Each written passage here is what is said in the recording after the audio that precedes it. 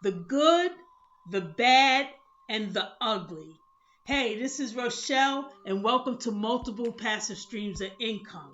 Now, I listen to a lot of Amazon private label YouTubers, and I find a lot of value in the free content provided, but I rarely hear people talk about the struggles that occur, so I always promise to keep it 100 with my audience.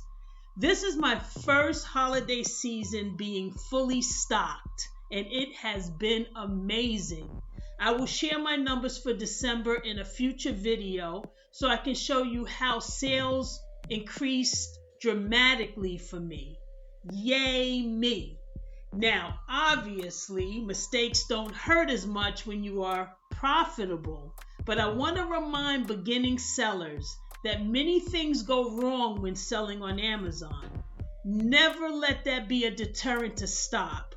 Had I let 3 failed products, with one product costing me close to 5 G's to resolve due to a patent claim, stop me, I would have never experienced this holiday's profitability.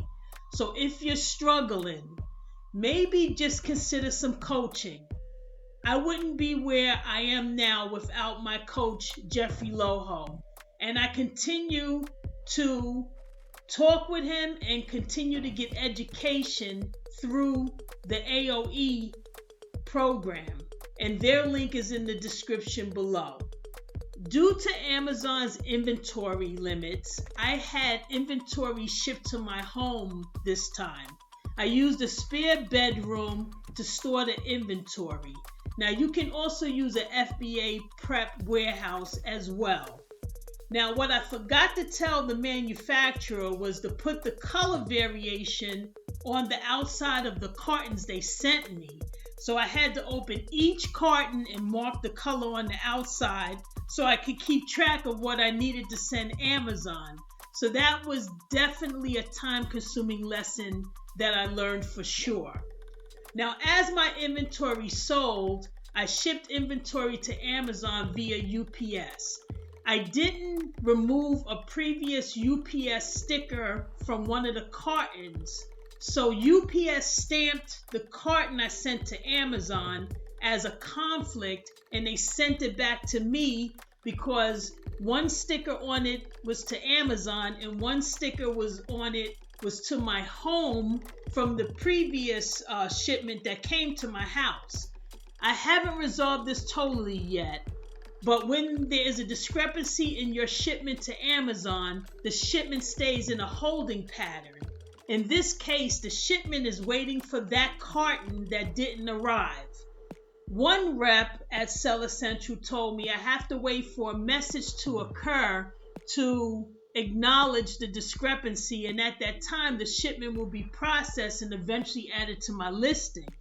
Now this shipment was on December 1st and I still haven't received that message, so I called seller support again, and another rep told me that they were creating a case for the issue, but he did also say that a message will occur that I will need to acknowledge, basically stating that the shipment is 1 carton short.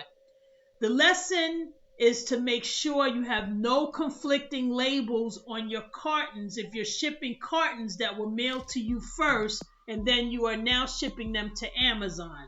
So this is holding up about 90 pieces of my product from being added to my listing and being allowed to sell in this great holiday season. The next issue occurred when I was using a new photographer. My old photographer is in Australia and she stopped doing photography services right now. So I looked for another photographer and found one on Fiverr. Now when she sent me my photos, I happened to have a teal color variation. But when I received the pictures, the teal looked sky blue. I thought the manufacturer messed up and that would have been a disaster.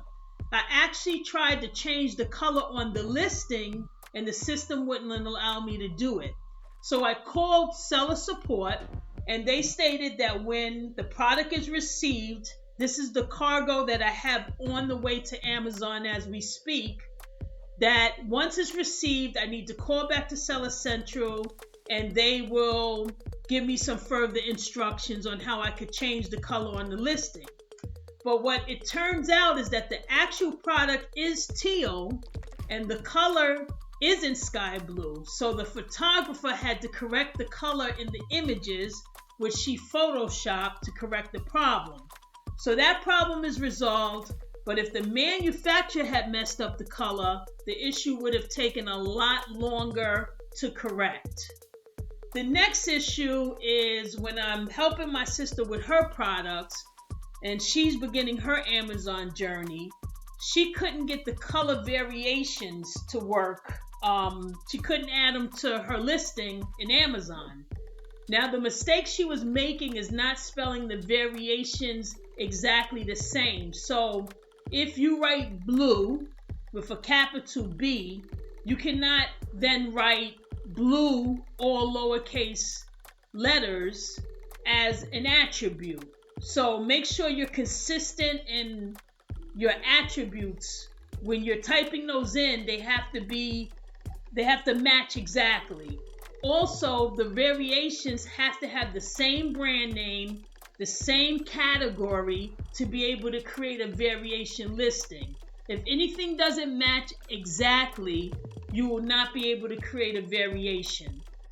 Another useful hint is that the catalog department, and they deal with all listing issues, they seem to work later hours. So if you call early and I'm in the Eastern Standard Time Zone, the seller support reps will usually tell you you can't talk directly to the catalog department because it seems they don't work during those earlier hours. Many times you'll be instructed to create a case by emailing your issue, but many times you'll get stuck in that Amazon maze where you cannot get your issue resolved. It seems calling later in the day gives you a better chance to speak to someone in the catalog department. Another helpful hint is if you get brand errors when you are adding a product listing, for some reason the words generic and unused seem to get past the error. Now, I'm not sure why this was happening to my sister and best friend when they were adding their face mask products, but it did get around the error.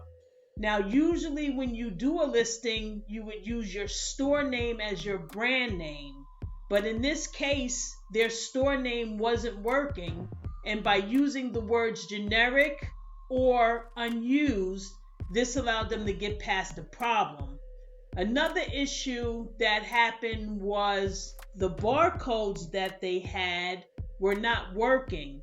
And they were using third-party companies and not using GS1 barcodes. It seemed that once they used the words generic and unused as their brand names, that all of a sudden allowed the barcodes to work. So very weird circumstances, but definitely know that those words can get around some of the errors that you may get when you are adding a product. So, the good has been extremely good. Holiday spending has increased my sales tenfold. The bad wasn't too bad as I explained in the video. And the ugly, I was blessed not to have encountered it this month.